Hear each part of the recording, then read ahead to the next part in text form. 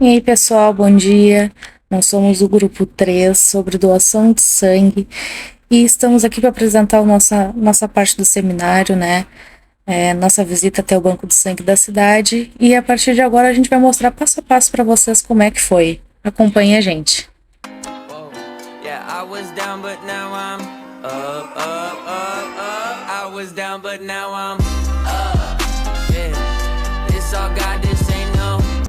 Nesse momento, então, estamos chegando aí no banco de sangue da cidade de Rio Grande. Já passamos logo para pegar uma fichinha e já fazer o nosso cadastro ali, né? Para fazer a nossa triagem. Logo após a triagem, a gente passa lá dentro para ser puncionados com um Gelco 14, né? Para estar fazendo aí, então, a doação do nosso sangue. São doados aproximadamente 350 ml de sangue, o que totaliza aí 450 devido o anticoagulante aí que tem já na bolsinha, né? A partir disso, então, esse sangue vai ser analisado e doado para até 4 pessoas. Então, deixo vocês agora com a entrevista com o nosso querido Dr. Frederico Boffo. O senhor pode se apresentar, quem o senhor é, né, qual é o seu estudo, o que o senhor, né, para a gente, né, não só nós aqui na sala, mas todos que vão assistir essa palestra aqui, qual é o seu trabalho, como que o senhor trabalha nessa área, quanto tempo, a sua especialidade. Meu nome é Frederico Boffo, sou formado em 1971 em medicina. Fiz depois disso residência em clínica, depois fiz especialização em hematologia e hemoterapia. A partir de 1978 eu trabalho em banco de sangue, portanto há 44 anos. Bastante tempo. Eu cheguei lá, completo 50 anos de hemoterapia. Trabalhei toda a vida profissional, praticamente, no banco de sangue e fui professor na universidade até completar 70 anos, que naquela época era o limite, não podia passar de 70. Já o judiciário tinha conquistado o direito de trabalhar até os 75, mas o restante do funcionalismo não, quando eu completei 70, então um mês antes de fazer 70, aí foi. E pouco tempo depois ampliaram para todo funcionário 75. Não ia voltar mais, já estava aposentado. Então fui professor 42 anos. Nós estamos aqui hoje, né, representando ao SENAC, né? A gente foi proposto a um trabalho pela nossa professora Ana Paula, da turma 76. A gente está hoje no grupo G3, a gente fala sobre a questão do sangue. E a gente veio com a turma, né? A turma composta pela Tayane, Eduardo, a Sandra, a Lu, a Malu, Junei e a Tamires. A gente fez todo um processo, né, procurar o senhor para a gente tentar entender os meus processos, né, da questão do sangue, questão de como doação, né, de que forma a gente pode chegar até o local. A primeira pergunta o senhor já respondeu, mas eu gostaria de fazer uma pergunta bem dinâmica, assim, que o pessoal pergunta, assim, o que eu preciso, né, para doar sangue? Para doar sangue, tu tem que ter uma idade mínima e uma idade máxima. A idade mínima até era, e nós até levamos em conta isso, 18 anos. Mas hoje até por lei pode doar com menos, desde que o responsável, com 16%, pode doar, desde que o responsável assuma. E até 70 anos de idade, ou seja, 69 anos e 11 meses e 29 dias. Depois dos 70, então aí já se recomenda que não doe.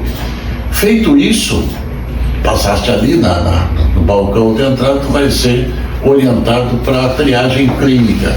Nessa triagem clínica, tu vai ser submetido a um questionário, onde vão te perguntar muitas coisas, teu passado mórbido, que doenças que tu tivesse, por exemplo, se tivesse hepatite. Se tu teve hepatite, não vai doar sangue. Ponto. E outras vezes outra coisa, com muito cuidado hoje, se faz perguntas sobre os hábitos sexuais, se a vida é promíscua, se não é promíscua. Não. Então a gente faz um questionário, as pessoas com muito tato são inquirida sobre os seus hábitos sexuais e coisas, se o indivíduo é promíscuo, mesmo que seja heterossexual, se o indivíduo é homossexual. Pode. Não pode. Mas nós temos que fazer um interrogatório minucioso disso.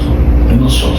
O objetivo é um só, não é ficar bisbilhotando a vida particular das pessoas. É simplesmente zelar pela qualidade do sangue que nós vamos aplicar. Você pode perguntar assim, não, mas e não é feito um estudo desse sangue? Claro que é, falo disso em seguida.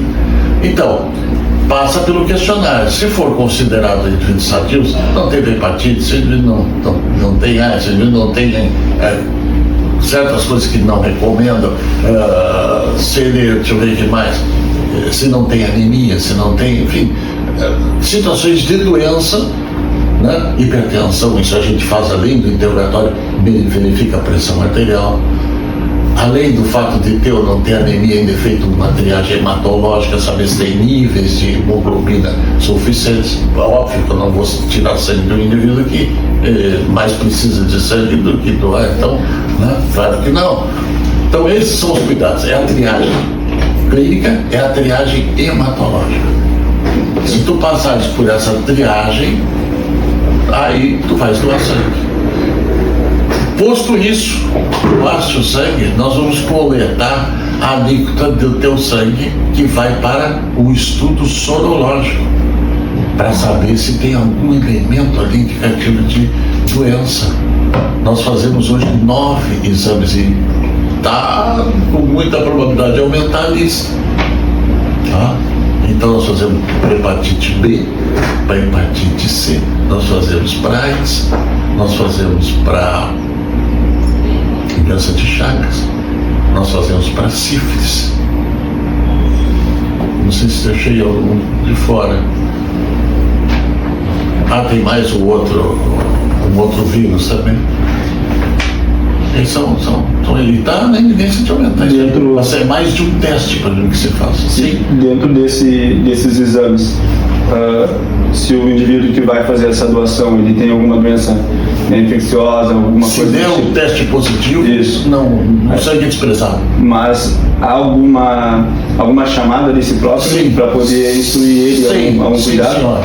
Sim, senhor, é chamado. Você manda uma carta convidando o indivíduo a vir ao serviço e ele é orientado a um ambulatório de especialidade. Então não é só uma questão de doação, é uma questão também de cuidado com a comunidade em relação a isso. Sim, em relação a quem pode ser o doador? O indivíduo sadio, que passou por uma triagem já de idade, vai para uma triagem clínica e vai para uma triagem hematológica.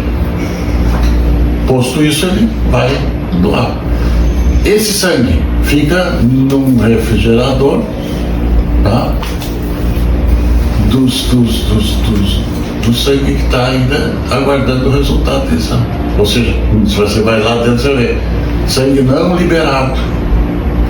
Então, uma alíquota de sangue vai para um laboratório centralizado, onde é feito esse exame. Tem inclusive um exame para Santa Catarina, porque esse que nós mandamos aqui é para procurar o anticorpo contra a doença. E lá em Santa Catarina eles vão procurar o antígeno, quer dizer, o vírus, a partícula viral. Isso é feito em Santa Catarina, todo o Rio Grande do Sul manda para Santa Catarina onde é feito. Isso mais específico ainda. Ele é mais sensível. Quando nós falamos de exames de laboratório, tu tens que pensar em duas coisas: sensibilidade do teste e especificidade do teste. Quanto mais sensível for um exame, via de regra, ele é menos específico. Tá entendendo? Quanto mais específico ele for, menos sensível ele é. O exame ideal é aquele que fosse totalmente sensível e completamente específico. Isso não temos. Então nós não estamos preocupados se o meu teste lá der positivo, eu descarto o sangue. Se eu tenho uma religião específica, né? Não vamos falar sobre, mas é uma religião que não me permita, né, fazer essa doação de sangue. É uma situação muito complicada. Nós, os médicos, temos a obrigação de usar os recursos hoje disponíveis da medicina para salvar as pessoas. Então vê que já se estabelece uma confusão aí. Estabelece uma confusão. Vai ou não vai? Vais obedecer ou não vais obedecer? Uma coisa definitiva: ser menor de idade não interessa. nós fazemos. Tá, e se a pessoa estiver inconsciente?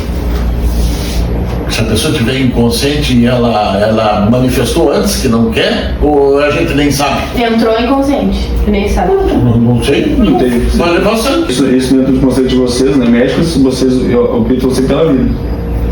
Ponto final. Se for preciso, eu compro uma briga na justiça. Sim. Quero ver alguém me condenar porque eu usei a minha arte para manter a vida. Se for criança, não tem discussão. Sim. Tá? Agora, se for um indivíduo que está lúcido, não é. Aí hoje tem até lei. Eu sei que não quer fazer isso, não é, não quer. Tá bom.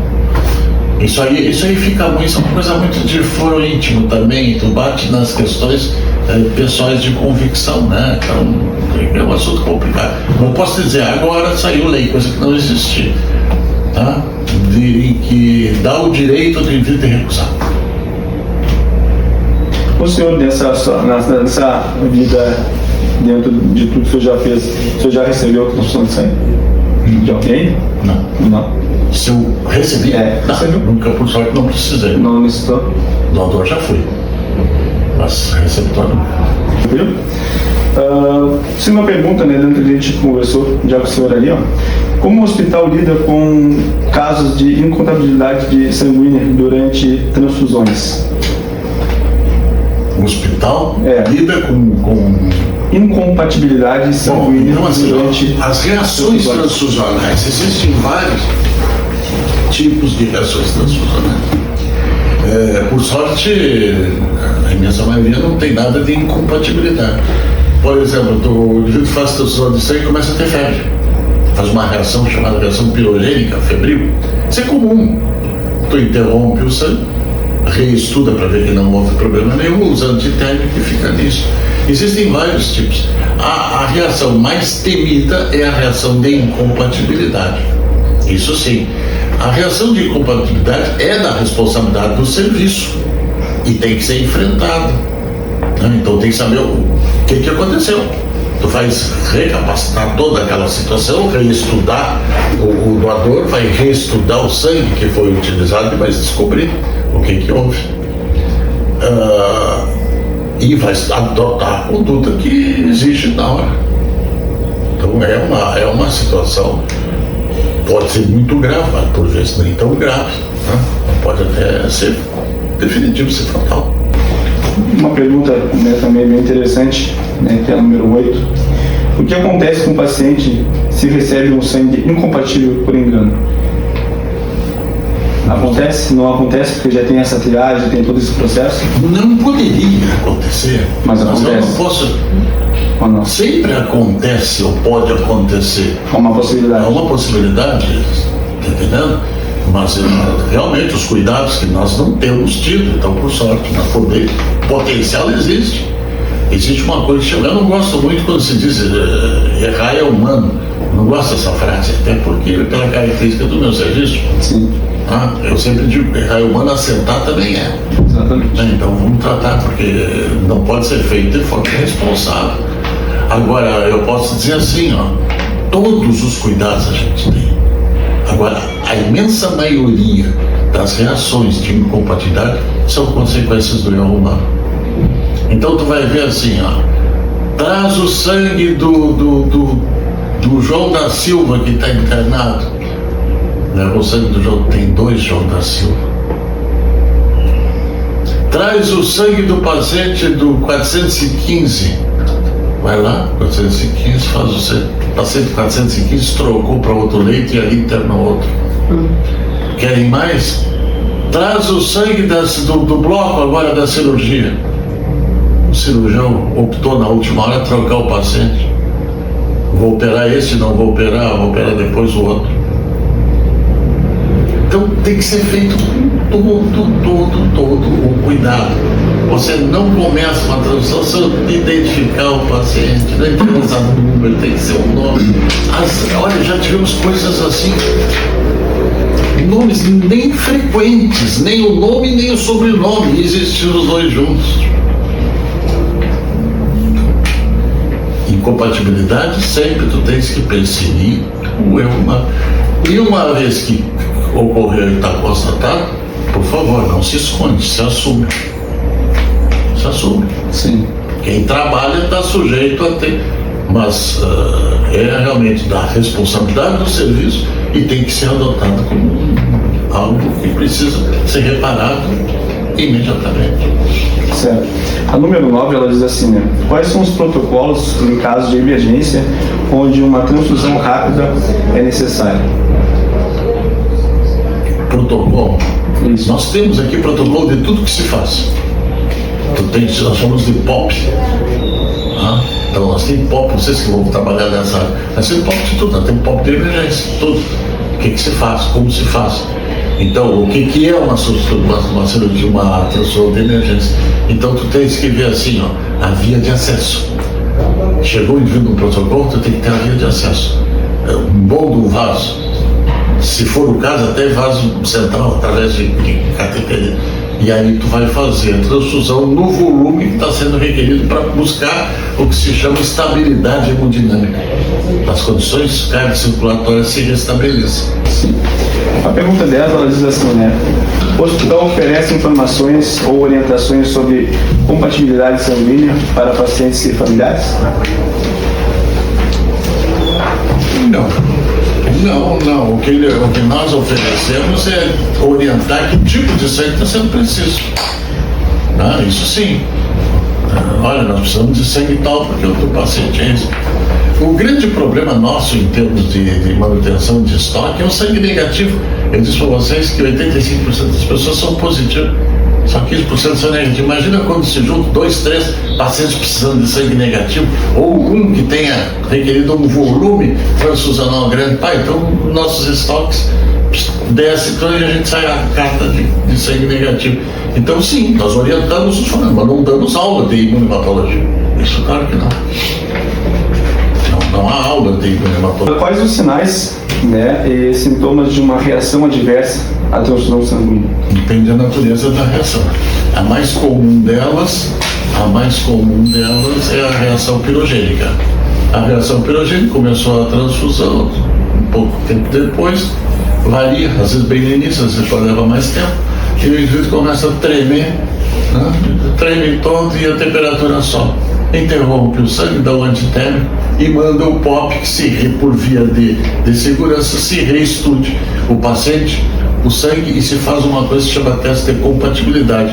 É pegar o soro do paciente, as hemácias do indivíduo que doou, e coloca e examina, ver se tem uma reação de incompatibilidade naquela amostra examinada.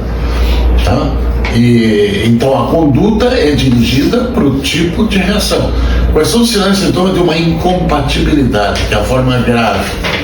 O indivíduo pode apresentar um colapso cardiocirculatório, pode apresentar um choque, pode ter quadro febril junto, aí tu vê que a reação pirogênica pode se confundir. O indivíduo pode apresentar uma urina escura, tipo um vinho.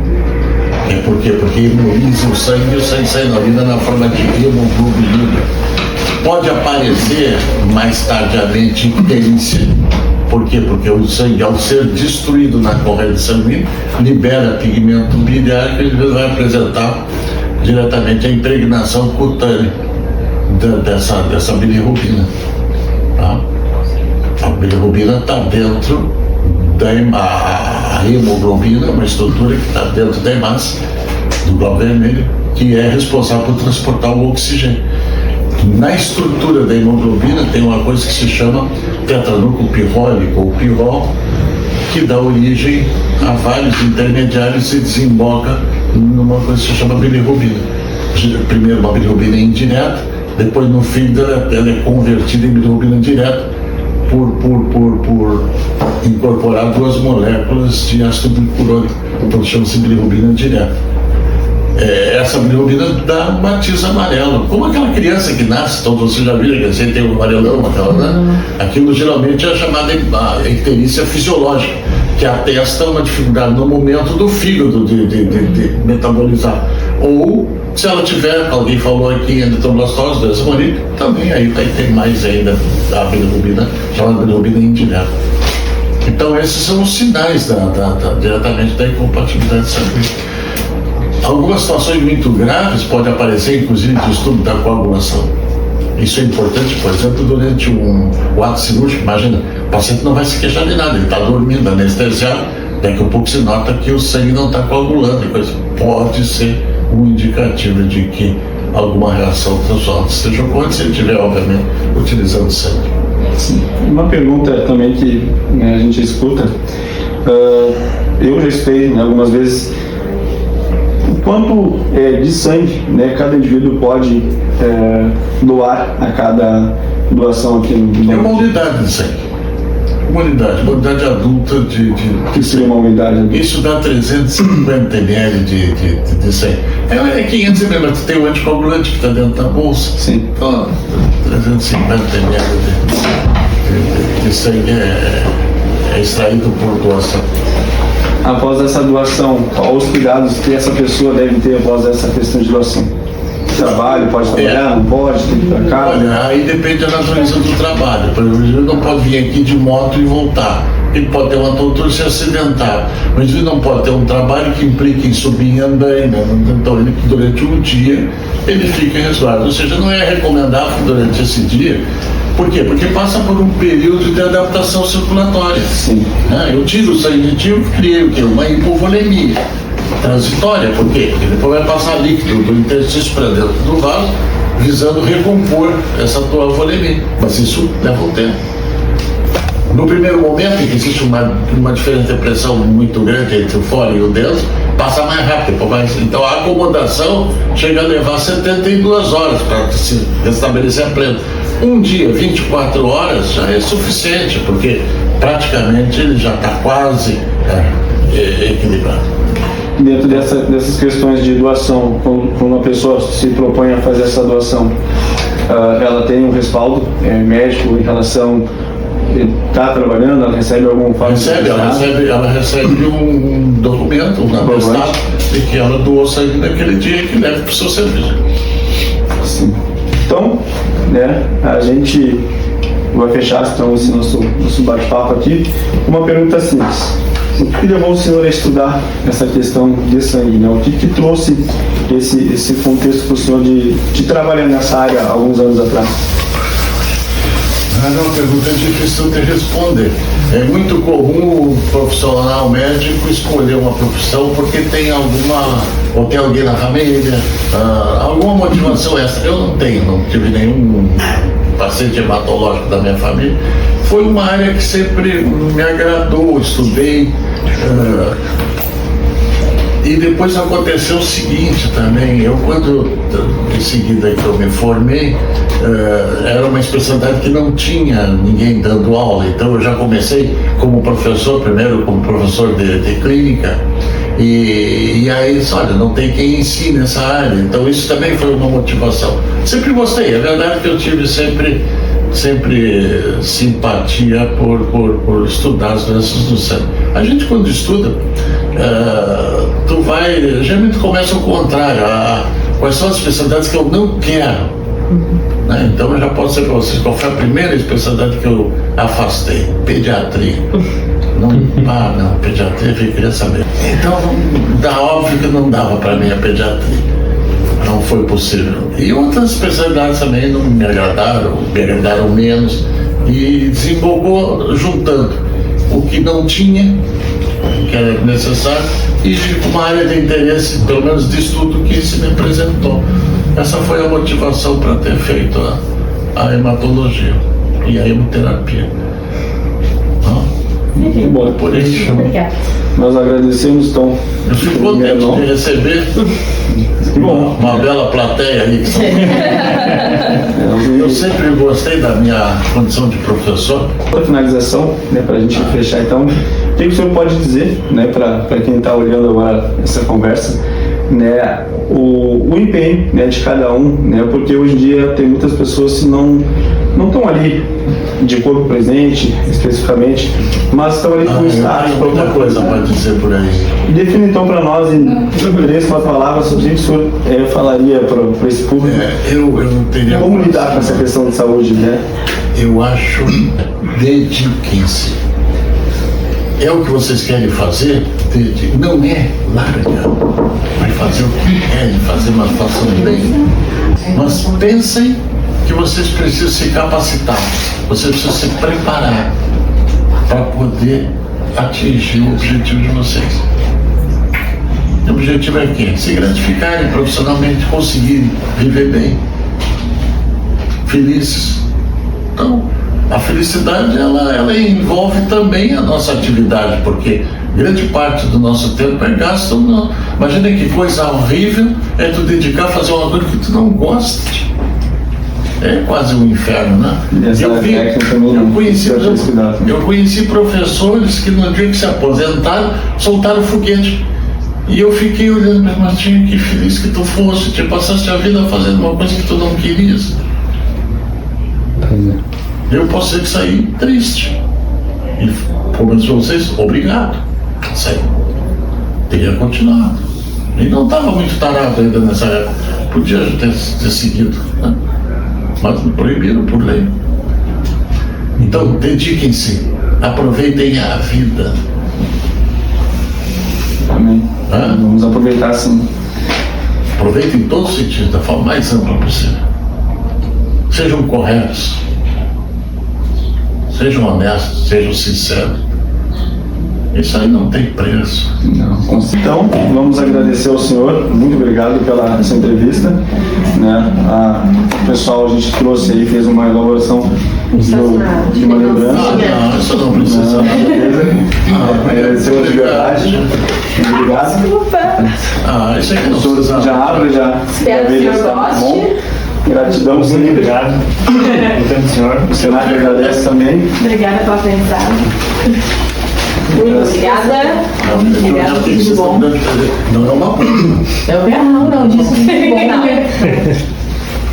Vamos abrir para o senhor ver. Deixa eu dar o senhor. Meus dedos são muito grandes.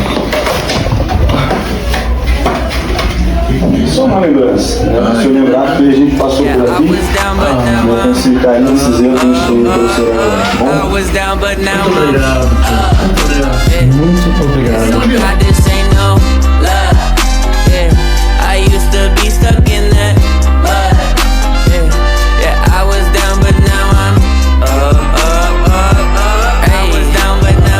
Like my name Lazarus, no Satan gon' be mad at this. I had to ask my dad if it's okay to swing my bat at this. He said, boy, if I picture this out of the park, moving so quick it's like they stuck in park. They see the numbers, but I see the heart. 10,000 hours you spit in the dark, putting in good work, even though you didn't even know that it would work. Talking about a man who grew up in woodwork, do it for the love of it, that's the way it should work. Yeah, yeah.